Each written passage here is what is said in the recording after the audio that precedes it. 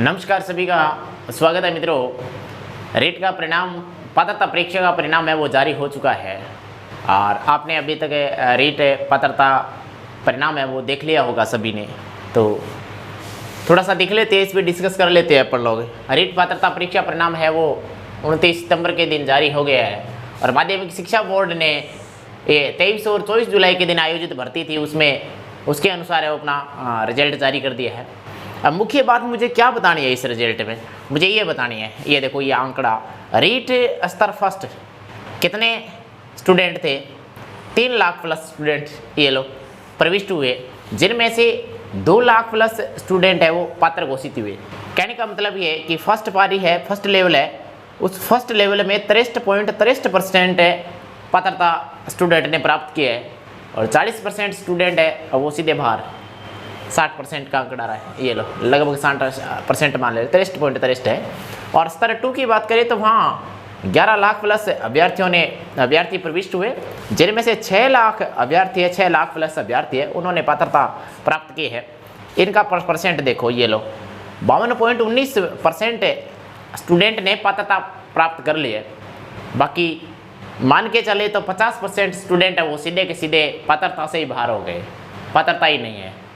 तो अब आपके तमाम सवाल ये हो सकते हैं कि सर बोर्ड ने कुछ गलतियां की है, ये लो ये फर्स्ट लेवल में कितने प्रविष्ट हुए, कितने पात्र हुए, कितने परसेंट है परिणाम रहा है परी का, ये लो ये सारे के सारे यहाँ लिख दिए मैंने, ये देख लेना आराम से। अब तक आपने देख भी लिए होंगे, बहुत सारे वीडियो आए उनसे देख लिए होंगे। पर मेरा वीडियो बनाने का मकसद ये है कि परिणाम से भी रूबरू हो जाए और आप सभी स्टूडेंट के तमाम स्टूडेंट के ये भी सवाल थे कि सर रीट पात्रता परीक्षा परिणाम में बहुत सारी गड़बड़ियां हुई है, उसमें त्रुटियां हैं। एक बच्चा है उसका नॉर्मलाइजेशन हुआ है, तो नॉर्मलाइजेशन के तहत है वो अंक है वो घटे है बड़े है, तो उनका क्या रूल है, कैसे लागू किया है ये है।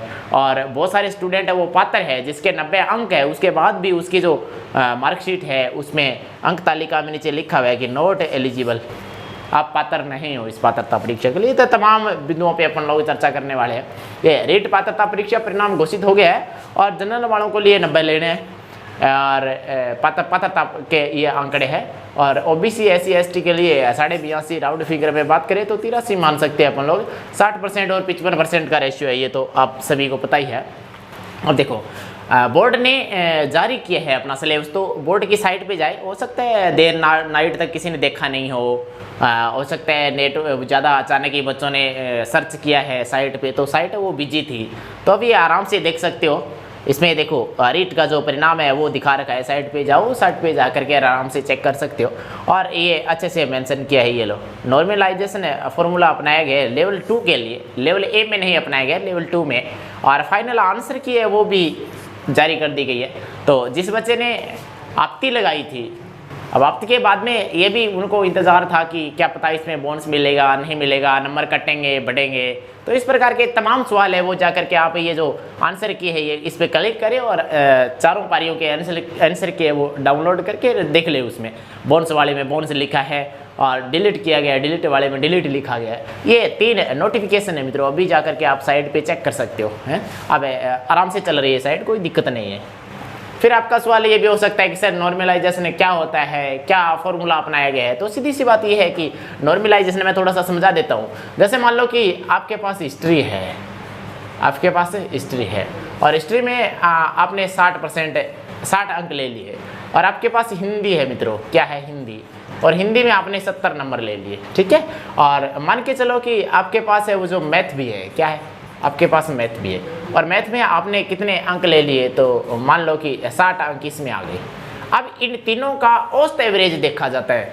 ऐसे ही रीट में नॉर्मलाइजेशन का फॉर्मूला है वो अपनाया गया। ये लो ये आपका वास्तविक नॉर्मलाइजेशन के बाद में SAIJ का परिणाम है वो, ये नॉर्मलाइजेशन का फाइनल परिणाम है। और फिर इसमें व्यू मेन्यू है वो जोड़ा गया है, मेन्यू।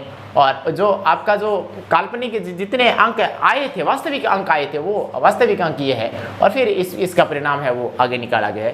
तो थर्ड शिफ्ट है ना, उसको टारगेट किया गया है। थर्ड शिफ्ट का पेपर है, तीनों पेपरों में थर्ड वाला थोड़ा सा नॉर्मली पेपर था, उसके इर्द गिर्द रखा है। कैसे, तो इनके नॉर्मलाइजेशन रूल अपनाने का तरीका क्या हो सकता है, तो इस माध्यम से समझ लो। मान लीजिए कि मैंने कहा कि ये 3 पेपर है और 3 पेपर में एक में 60 अंक आया, एक में 70 आया, एक फिर 60 आया। इसका मतलब इसमें टफ कौन से हुए, ये 2 टफ हुए, ये सरल हुआ। तो उन्होंने क्या किया, इन तीनों का औसत निकाल लिया, बोर्ड ने इन तीनों का औसत निकाल लिया। जैसे 60 है प्लस 70 है प्लस 60 है, ऐसे तीनों का औसत निकालेंगे तो राशियों का योग बटा राशियों की संख्या, तो फिर संख्या कितनी होगी, 1 2 3 3 होगी। ये लो इनका योग करो कितना होगा, 60 और 60 120, 120 और 70 कितने हो गए, 6 और 6 12, 12 और 7 कितने हो गए 19, 12 और 6 19 हो गए। ये लो 12 और 6 12 और 7 19 हो गए। ये लो तो ये जो 190 हो गए और भाग दे देंगे 3 का, ये औसत एवरेज आएगा। जो औसत एवरेज आएगा ना, अपना औसत एवरेज आएगा, इस औसत एवरेज के ज़्यादा कितने अंक है, कम कितने अंक है। यदि औसत एवरेज से इस शिफ्ट वाले का ज़्यादा जा रहा है तो वो कम हो जाएंगे, इसका यदि कम रह रहा है तो वो बढ़ के हो जाएंगे। यदि इसमें से कितने औसत एवरेज, मान लो कि एक बार के लिए अपना आइडिया से मान लेते कि औसत एवरेज आ गया कितना, 50 आ गया। अब किसी बच्चे के अंक है वो 52 आए, तो फिर उसको 50 के बराबर लेके आना है, तो ये 2 अंक उसके कट जाएंगे, पता तो मिल गई, 2 कट जाएंगे।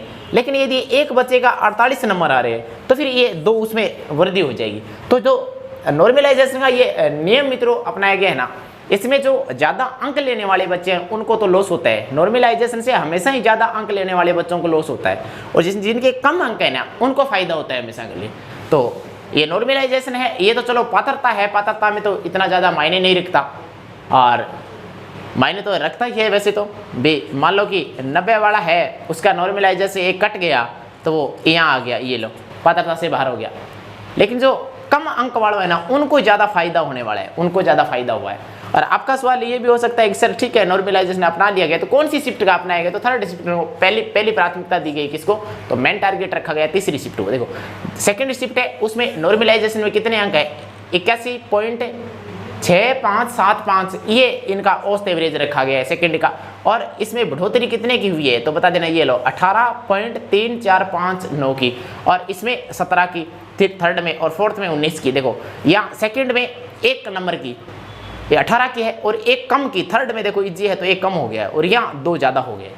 ये फोर्थ वाला और इजी बता रहे थे तो फिर ये 2 और बढ़ गए। इस प्रकार का जो मेटर अपनाया गया, ये औसत एवरेज निकाल के उससे ऊपर नीचे की चीज़ें हैं वो औसत करने की कोशिश की गई है। नॉर्मलाइजेशन का सीधा सा अर्थ ये होता है, पर इसमें जो ज़्यादा अंक वाले उसको बेचारों को लॉस होता है बच्चों को, और जो पात्रता नहीं प्राप्त कर पाए वो हताश नहीं हो, क्योंकि लाइफ में जो अपन लोग चाहते हैं ना, हो सकता है इस विकल्प में वो अपने लायक नहीं है और अगले विकल्प में उससे भी बेहतर विकल्प हमें मिले। तो अवसर है ना मित्रों, अवसर है। यदि आए हुए अवसर को खो दो तो वो अलग बात है, वो अलग बात है, वो अपने पे निर्भर करता है। लेकिन ये जो इस प्रकार की जो गतिविधियां होती है जिसमें नॉर्मलाइजेशन की प्रक्रिया होती है, तो इसमें तो अपन भी कुछ नहीं कह सकते, कर भी नहीं सकते कुछ, पर जो भी हो रहा है वो अच्छे के लिए हो रहा है, ऐसा करके स्वीकार कर लो। और अन्य जो वैकेंसी आ रही है उनकी अच्छे से तैयारी करो। अभी सेट का मुख्य शेड्यूल परीक्षा का है वो भी जारी कर दिया है, तो अन्य ऑप्शन आपके बहुत है।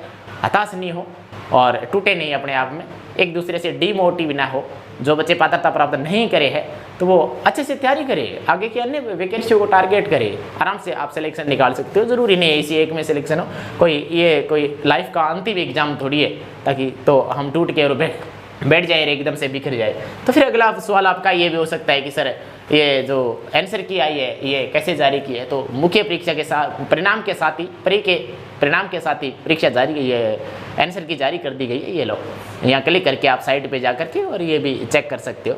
L1 L2 ये जो फोर्थ है, चार शिफ्ट थी, चारों शिफ्ट की ये जारी कर दी गई है। आगे बढ़े, ये लो आप परिणाम कैसे चेक करिए, तो देख लिया, यहाँ रोल नंबर डालो और यहाँ क्लिक करोगे तो यहाँ क्लिक करते ही आपको डेट ऑफ बर्थ डालनी है, या तो दिन डालने कितने दिन के हैं, और या मंथ डालने, ईयर डालने, फिर सबमिट करो और आपका परिणाम आ जाएगा। अब देखो बहुत सारे स्टूडेंट मैसेज कर रहे थे कि सर ये क्या हो गया भी, इसमें जो त्रुटि है आई है किसमें, इसमें जो त्रुटि आई है किसमें आई है, इसमें त्रुटियाँ आई है इस परिणाम में। माध्यमिक शिक्षा बोर्ड से बहुत सारी त्रुटियाँ हुई है। देखो ये जो एक बच्चा है और इस बच्चे का देखो पूरा तो नहीं बताएंगे अपन लोग, इसको ये हनन हो जाएगा, इसकी ये निजी मामला है। लेकिन फिर भी देखो इसने मेरे पास भेजा है ये कि सर ये प्रथम लेवल और सेकंड लेवल ये स्तर सेकंड है और इसमें 150 ये % थे, इसमें से मेरे ये इतने अंक आए हैं, कितने, 1 कम 90, 89 89 नंबर आए और नॉर्मलाइजेशन से मुझे है वो मेरे है जो 90 हो गए, कितने हो गए 90 हो गए। तो अब मेरा जो मार्कशीट है, इस मार्कशीट में ये लिखा है नॉट एलिजिबल फॉर लेवल 2 कि मैं पात्र नहीं हूँ। तो मित्रों ऐसी जो त्रुटियाँ हुई है माध्यमिक शिक्षा बोर्ड की तरफ से, तो इसमें आज सुधार कर दिया जाएगा शाम तक और नया नोटिफिकेशन में डाल दिया जाएगा। तो डरने की जरूरत नहीं है, ये छोटी बड़ी त्रुटियां होती है, इनसे डरने की जरूरत नहीं है। ये बोर्ड सुधार करके और नए सिरे से नोटिफिकेशन जारी कर देगा, आज ही शाम तक जारी हो जाएगा और शाम को जाकर के साइट पर देख लें, उनमें बिल्कुल है बोर्ड वो सुधार करेगा। तो ये तमाम आपके जो सवाल थे ये मैंने ले लिए हैं और परिणाम आपने देख लिए। और जो बच्चे अपात्र हुए वो डरे नहीं बेटा, अच्छे विकल्प की तरफ जाए। आरएस की भर्ती भी आने वाली है, अभी एक नया वीडियो और डाल दूंगा। आरएस की अभ्यर्थना भी भेजी जा चुकी है, सूचना सहायक भर्ती आने वाली है, बहुत सारी भर्तियां हैं। और सेट पे ज़्यादा से ज़्यादा सेट पे फोकस करें क्योंकि उसमें एज लिमिट की भी छूट दी गई है। तो हताश नहीं हो अपने आप में, अपने आप को मजबूत रखें और बेहतर से बेहतर विकल्प में लाइफ में वो रखें और लाइफ में तलाश भी करें। तो हो सकता है कि आपकी लाइफ में इस रेट से भी बड़ी कोई आपकी मंजिल है वो लिखी हो, तो इससे हताश नहीं हो। उम्मीद करता हूँ कि ये जो वीडियो है ये आपके लिए लाभदायक होगा। इसी के साथ आप सभी स्टूडेंट का धन्यवाद कि मैं कुछ कारणवश है वो लगातार आपकी कनेक्टिविटी से दूर हो गया था। आज पुनः व्यवस्थित रूप से आपकी क्लासें शुरू कर दी जाएगी। धन्यवाद।